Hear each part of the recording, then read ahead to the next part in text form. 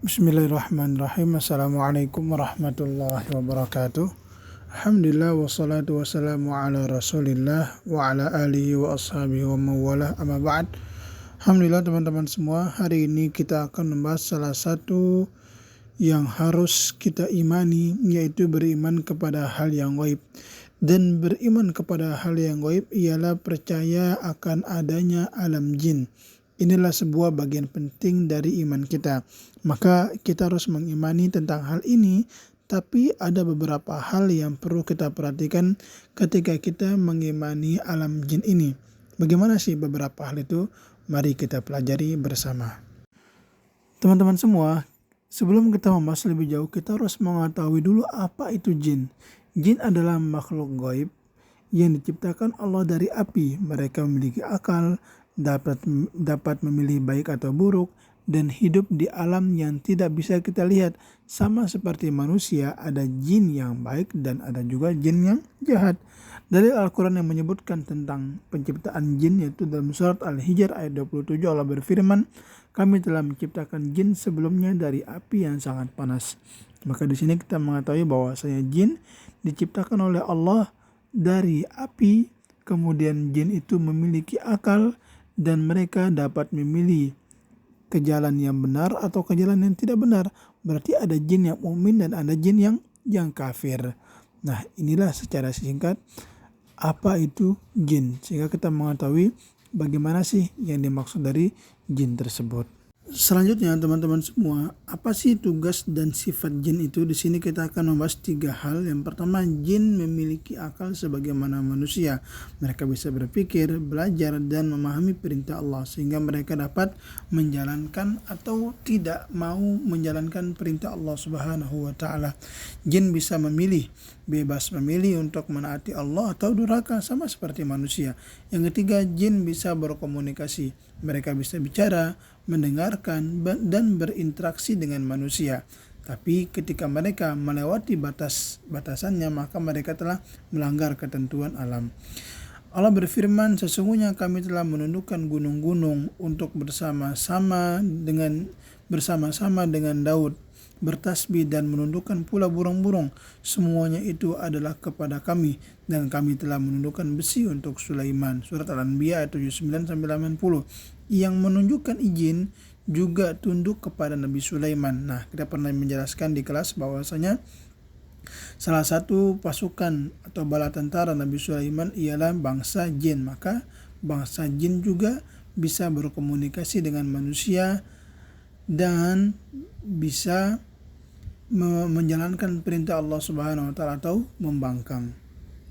Selanjutnya teman-teman semua, di dalam Al-Quran Allah menyebutkan di banyak ayat terkait dengan jin ini. Beberapa ayat yang akan kita bahas di sini, Allah telah menyebutkan jin di banyak tempat dalam Al-Quran.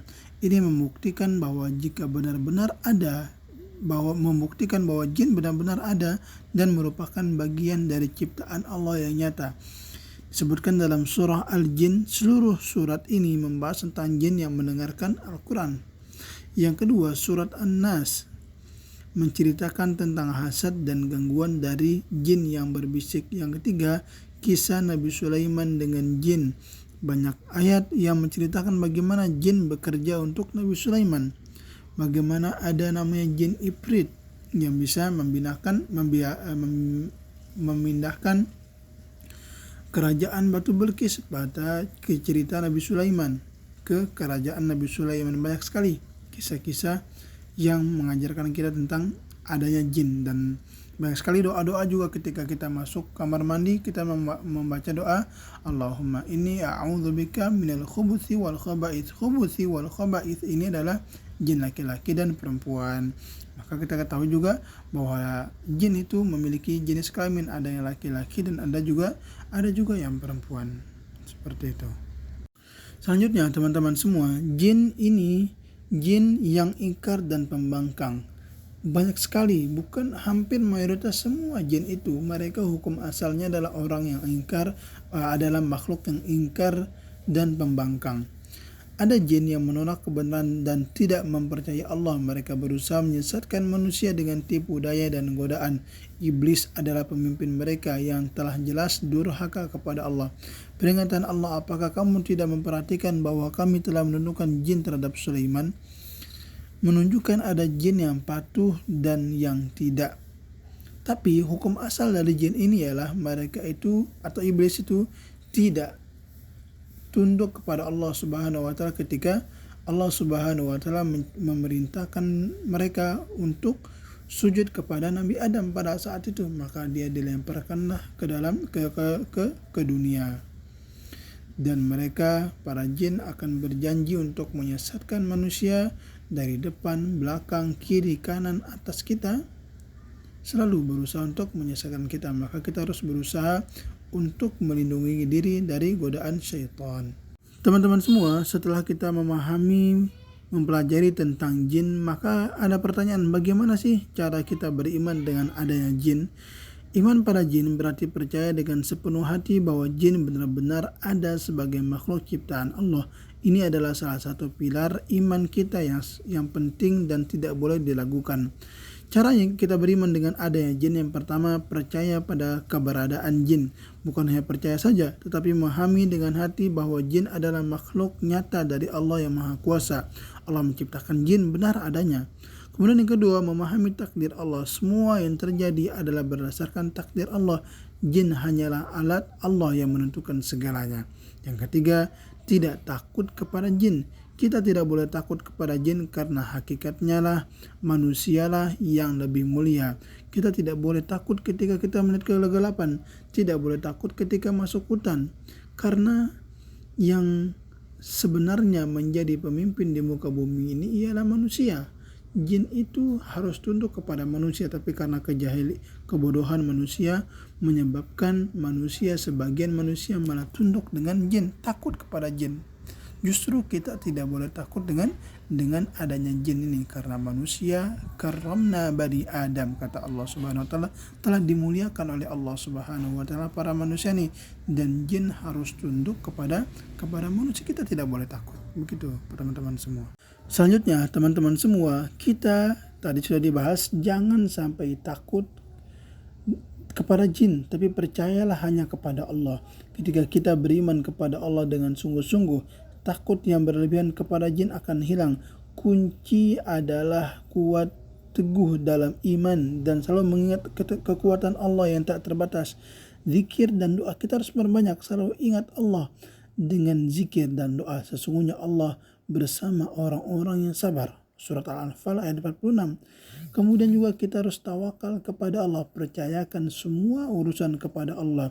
Dia adalah pengasuh dan pelindung kita dari segala bahaya. Dan kita juga memperbanyak amal soleh, selalu berbuat baik dan taat kepada Allah. Kebaikan adalah pertahanan terbaik dari gangguan jin. Maka kita ketika diperintahkan untuk zikir pagi dan petang, maka harus serius, karena itu adalah salah satu benteng kita untuk terhindar dari gangguan jin. Maka ketika diperintahkan, diajak untuk berzikir, diajak untuk sholat, maka kita harus mengikutinya sesuai dengan yang diperintahkan oleh Allah dan Rasulnya, dan dengan cara khusyuk. Tidak memikirkan yang lain, kita khusyuk dengan berzikir kepada Allah Subhanahu wa taala. Bahkan ketika kita melakukan aktivitas apapun, termasuk diantaranya keluar rumah, membaca doa Bismillahi tawakkaltu 'alallah la haula wala quwata illa billah, dan doa yang lainnya agar Allah Subhanahu wa taala menjaga kita semua. Teman-teman semua, ada kisah yang luar biasa dari sahabat Umar bin Khattab. Umar bin Khattab ini adalah sahabat Rasulullah yang sangat berani dan kuat imannya. Karena keberaniannya lah dalam teguh memegang iman, jin-jin bahkan takut kepadanya. Ini menunjukkan bahwa keberanian sejati datang dari iman yang kuat. Ada riwayat yang menceritakan bahwa iblis takut kepada Umar bin Khattab. Ketika iblis mendengar Umar hendak memasuki suatu tempat, dia langsung pergi. Si jin itu langsung pergi. Ini karena Umar sangat teguh dalam imannya, takut kepada Allah dan jauh dari kemaksiatan. Keberanian Umar bukan dari kekuatan fisik saja, tapi dari kekuatan iman yang membuat jin dan setan lari menjauh. Umar digelari Al-Faruq karena dia membedakan antara yang hak dan dengan yang batil. Di antara sebab itulah penyebab Umar menjadi para jin itu takut kepada Umar bin Khattab. Maka kita juga akan berusaha untuk bisa mengikuti jejak para salafus saleh seperti ini yang tidak takut kepada jin. Teman-teman semua, lalu muncullah pertanyaan, bagaimana sih cara kita terhindar dari gangguan jin itu? Ada beberapa cara yang akan kita sebutkan. Allah telah mengajarkan kita langkah-langkah nyata untuk melindungi diri dari gangguan jin. Dengan mengikuti ajaran Islam, kita dijamin aman oleh perlindungan Allah. Ada beberapa cara sekarang ini. Ialah yang pertama, kita membaca ayat kursi. Ayat kursi adalah pelindung terkuat. Bacalah dengan khidmat, terutama sebelum tidur. Allah tidak ada ilah, yakni Allahu la ilaha illa huwal hayyul qayyum, dan seterusnya. Kita dianjurkan untuk membacanya minimal sebelum tidur. Ya, sebelum tidur kita baca agar terhindar dari godaan syaitan. Yang kedua, berzikir setelah sholat. Zikir-zikir yang diajarkan Rasulullah setelah sholat melindungi kita dari gangguan jin. Amalkan dengan tertib dan konsisten ketika kita diperintahkan atau setelah selesai sholat sunnah ataupun sholat wajib. Ya, ini sholat wajib saja. Ketika kita sudah selesai sholat wajib, maka kita harus langsung berzikir kepada Allah Subhanahu wa Ta'ala. Jangan dulu bermain-main, jangan dulu pikir yang lain-lain. Zikir dulu dengan tenang dan yakini bahwasanya Allah Subhanahu wa Ta'ala akan melindungi kita dari gangguan syaitanir rajim. Yang ketiga, menjaga kebersihan rohani. Hindari hal-hal haram dan maksiat. Semakin suci hati, semakin jauh jin dari kita. Selalu wudu dan purna dari hadis. Nah, ini teman-teman semua, kita harus menjaga kebersihan rohani kita. Jadi kita terhindar dari sifat hasad, iri, dengki, semua penyakit hati itu harus kita hindari agar jin tidak masuk pada diri kita. Yang keempat, memperbanyak sholat dan membaca Al-Quran. Jin takut pada cahaya iman. Semakin banyak kita sholat dan membaca Al-Quran, semakin kuat pertahanan kita dari gangguan mereka. Ketika kita sering sholat, sering baca Al-Quran, maka tidak mungkin jin mau mendekat dengan kita. Tidak mungkin, dia akan merasa tidak nyaman ketika melihat orang-orang yang sholat dengan khusyuk, bukan sholat dengan ketawa-ketawa, tapi sholat dengan khusyuk dan membaca Al-Quran dengan baik serta ikhlas kepada Allah Subhanahu wa Ta'ala. Maka jin tidak akan mau mendekat kepada orang-orang yang seperti ini. Selanjutnya teman-teman semua, ringkasan dari materi kita pada hari ini ialah kita harus percaya pada alam jin. Percaya pada alam jin adalah bagian penting dari iman seorang muslim.